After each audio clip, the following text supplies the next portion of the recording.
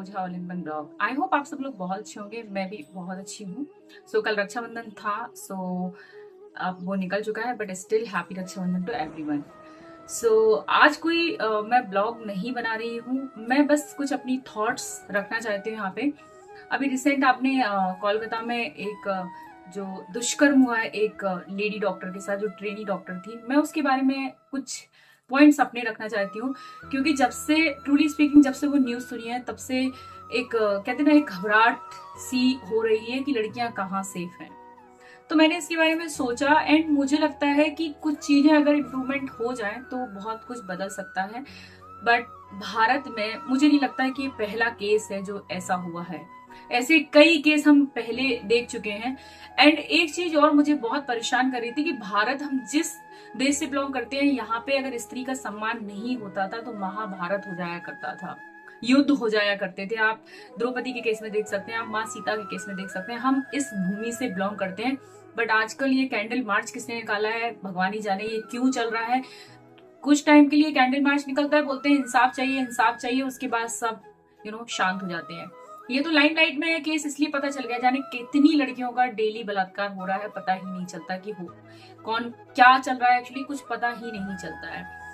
सबसे पहले गवर्नमेंट सबसे बड़ी रिस्पॉन्सिबल है यहाँ पे, क्योंकि गवर्नमेंट ने, भारत में आज तक ऐसा कोई कानून नहीं बनाया जहाँ पे अगर कोई किसी महिला या किसी लड़की के साथ दुष्कर्म करता है, उसका बलात्कार करता है, तो उसके लिए एक ऐसी कड़ी सजा बन जाती तो शायद, मुझे लगता है कि देखो, मैं ये बोल रही हूँ कि 100% शायद चीजें कंट्रोल ना हो, बट कम से कम कमी तो आती। क्योंकि यहाँ पे तो जो रेप करते हैं वो खुलेआम घूम रहे हैं। अगर उनके पास पैसा है और उनके पास पावर है तो उनका कोई कुछ बिगाड़ ही नहीं सकता। पुलिस भी बिकी रहती है। मैं ये सारे पुलिस वालों को नहीं बोल रही हूँ कि हर पुलिस वाला एक जैसा होता है, बट 99% केसेस में आप देखना कि इंसाफ मिलता ही नहीं है। अगर कानून अच्छा बना दे सरकार, एक ऐसा कानून जहां पे अगर आप किसी लड़की के साथ दुष्कर्म करते हो, उसके साथ बलात्कार करते हो, तो आपको इसकी ये सजा मिलेगी, तो एक बार रूह तो जरूर कांपेगी करने से पहले कि अगर मैं ये करता हूं तो मुझे इसकी सजा ये मिलेगी। तो गवर्नमेंट को ऐसा कुछ करना चाहिए, कानून लाना चाहिए, क्योंकि पता नहीं कितनी लड़कियां भेंट चढ़ चुकी हैं इन सब चीजों की, कितनी लड़कियों के साथ दुष्कर्म हो चुका है। तो गवर्नमेंट से मेरा अनुरोध है कि ऐसा कोई कानून जरूर लेके आए। सेकंड, मेरे 3 पॉइंट्स हैं जो मैं डिस्कस करना चाह रही थी आप लोगों के साथ। पहला था, गवर्नमेंट को कोई अच्छा एक कड़ा नियम बनाना चाहिए, चाहे भले इनकाउंटर, अगर जैसे ही पता चलता है इस बंदे ने बलात्कार किया, इस बंदे ने दुष्कर्म किया है, उसका इनकाउंटर, फांसी या कोई भी ऐसी कड़ी सजा जिसके बारे में सोच के ना वो जो रेप करने वाला जो दुष्ट होता है उसको दुष्ट ही कहा जाएगा। क्योंकि कोई एक अच्छा इंसान, एक अच्छा माँ का सपूत तो किसी के साथ बलात्कार कर ही नहीं सकता। ये जो भी करते हैं वो सब दुष्ट होते हैं, राक्षस प्रवृत्ति के। गवर्नमेंट अगर कोई कानून बनाती है तो बहुत ही अच्छा होगा आने वाली लड़कियों के लिए। और दूसरी चीज है, कंटेंट जो हम दिन भर कंज्यूम कर रहे हैं। तो मेरा यहाँ पे ये पॉइंट है कि कंटेंट क्रिएटर जो खराब कंटेंट बनाते हैं, जो अच्छे कंटेंट बनाता है, मैं उनका नहीं बोल रही हूँ। आप अच्छे कपड़े पहन के भी फेमस हो सकते हैं। आप खराब कपड़े पहन के, आप तो पहन लेते हैं खराब कपड़े और कंटेंट क्रिएट कर देते हैं। उस कंटेंट को जो देखते हैं, जो दुष्ट लोग देखते हैं, उसकी वजह से उन मासूम लड़कियों की जिंदगी खराब होती है।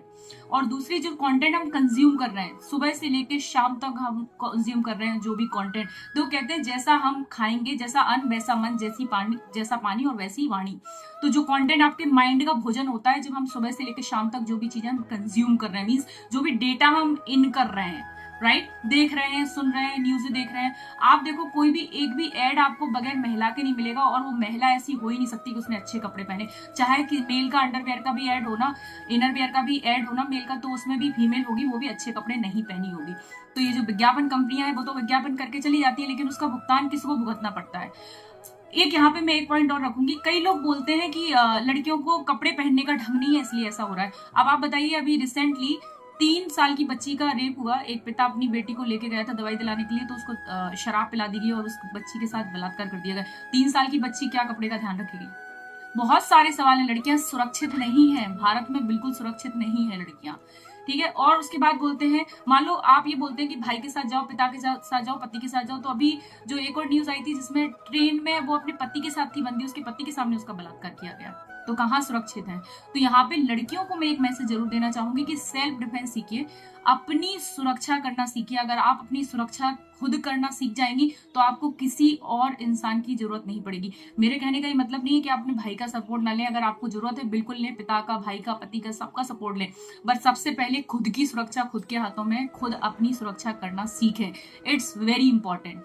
And last but not the least, अपने घर में जो भी हम अपने घर में है, संस्कार देना बच्चों को बहुत जरूरी है, चाहे वो पुरुष हो चाहे स्त्री हो, बच्चों को संस्कार देना बहुत जरूरी है।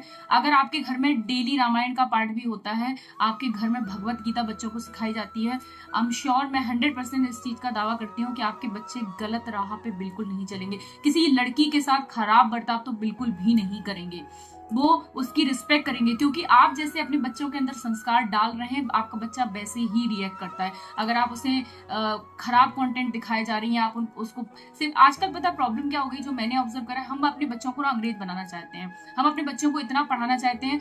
मैं पढ़ाती हूँ, मैं इंग्लिश ट्रेनर हूँ, मैं इंग्लिश टीचर हूँ, बट इसका ये मतलब नहीं है कि मैं अपने संस्कारों से नहीं जुड़ी हूँ। लैंग्वेज एक भाषा क्या होती है, एक दूसरे से कनेक्ट होने का एक तरीका होता है। अगर मैं कहीं यूएस कंपनी में जॉब कर रही हूँ तो मुझे अगर अंग्रेजी नहीं आएगी, या मैं कहीं ऐसी जगह हूँ जहां मुझे इंग्लिश नहीं आएगी, तो मैं कम्युनिकेट नहीं कर पाऊंगी। इसका ये बिल्कुल मतलब नहीं है कि आप अपने बच्चों को बिल्कुल ही अपने संस्कार, अपने धर्मों से दूर कर दें। अगर किसी बच्चे को, अगर उसने रामायण भी घर में पढ़ ली, राम जी की स्टोरी भी पढ़ ली, पूरी राम जी की कहानी पढ़ ली, तो वो बच्चा और एक चीज यहाँ पे आगे बढ़ने से पहले एक चीज और बताऊं, जो माता पिता अपने बच्चों को बहुत मॉडर्न बनाते रहते हैं कि नहीं मॉडर्नाइजेशन एडॉप्ट करो, पर अपने संस्कार मत भूलो, उनके बच्चे उन्हें 100% वृद्धा आश्रम भेजते ही हैं, ये होता ही है।